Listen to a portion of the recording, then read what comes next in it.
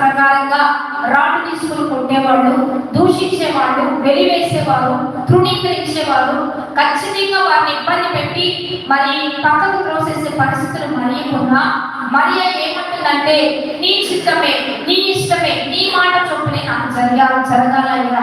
ఈ రోజులో మనం కూడా ప్రతి కార్యం మన జీవితాన్ని ప్రార్థనాపూర్వకంగా దేవునికి అప్పగిస్తూ నీతిగా బ్రతుకుతున్నప్పుడు కూడా కొన్ని శ్రమలు నీకు వస్తే అది నీకు ధన్యతే, కొంత అవమానం నీకు వస్తే అది ఆశీర్వాదమే, కొంత నింద నీ మీద పడుతుంటే అది రాబోయే దినాలను గొప్పగా దేవుడు నీ జీవితంలో మారుస్తాడు.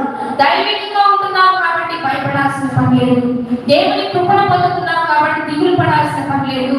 రానున్న దినాల్లో వాటన్నిటిని దేవుడు ఘనతగా మార్చిపోతున్నాడు, ఆశీర్వదించబోతున్నాడు. కాబట్టి 42వ వచనంలో ఏమంటాడు? స్త్రీలలో నీవు ఆశీర్వదించబడిన దానవు, నీ గర్భఫలము ఆశీర్వదించబడును.